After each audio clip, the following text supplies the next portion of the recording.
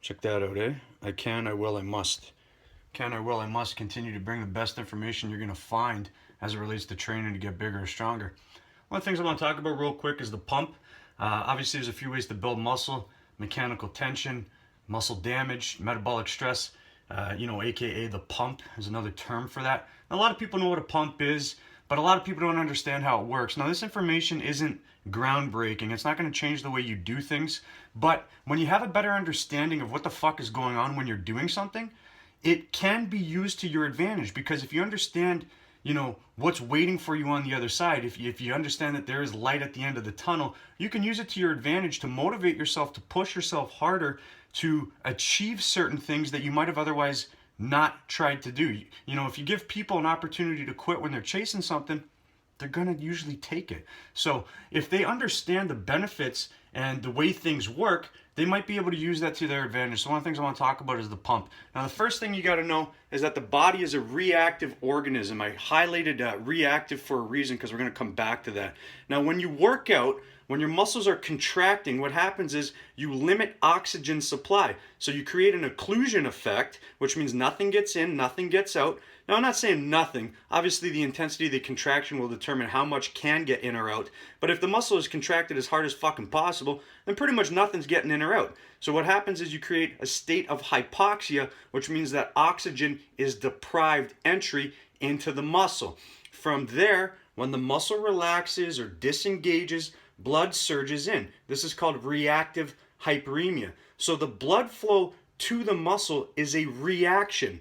If I pan back here a bit, you see reactive is underlined both times. It's a reactive organism. The body's a reactive organism. Sometimes you hear people say, I'm going to go to the gym, I'm going to pump my muscles. They think that when they start lifting a weight, a light weight, doing a lot of reps or doing a lot of different intensity methods like drop sets, supersets, whatever, that they're actually pumping blood to the muscle.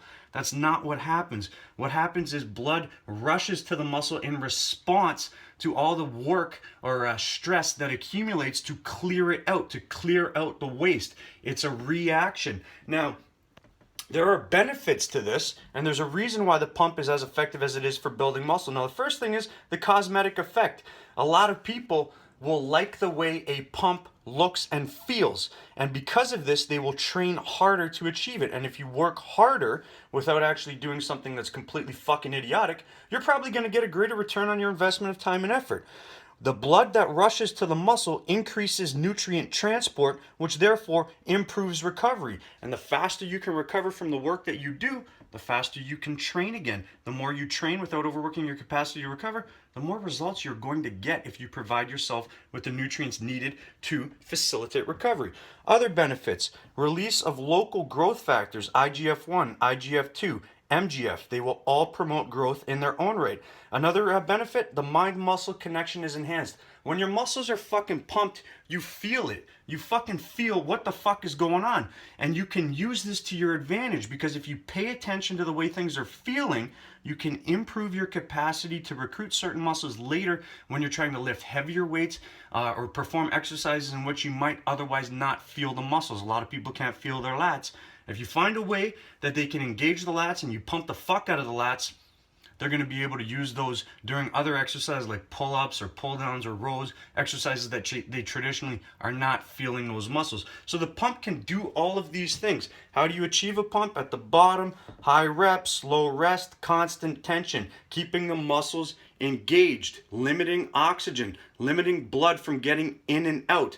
And then when you relax, blood surges in. Boom, you've achieved a pump. If you do, constant tension techniques and you lift slowly or lower slowly, you'll also turn on mTOR, TORC1. You might even activate the ERK pathway if the muscles are under tension for long enough, which generally they're going to need to be to achieve a pump in the fucking first place. So there's a lot of benefits to achieving a pump. Most people don't know how the fuck it happens in the first place. They think they go into the gym, they start lifting weights, and they pump blood to the muscles. Like I said, is this information going to be revolutionary or change anything that you're doing? Probably not. But when you understand how to achieve it, when you understand the benefits that are waiting on the other side so that you have reason to push through tough times when things are burning, you might be able to use that to your advantage and thus increase your return on investment of time and effort. If you like this information, feel free to share it. A lot of people don't fucking understand this. You're doing a good deed by sharing shit that will benefit people. If you like the information yourself, click the fucking button at the bottom, subscribe to the channel. I'll keep fucking bringing it.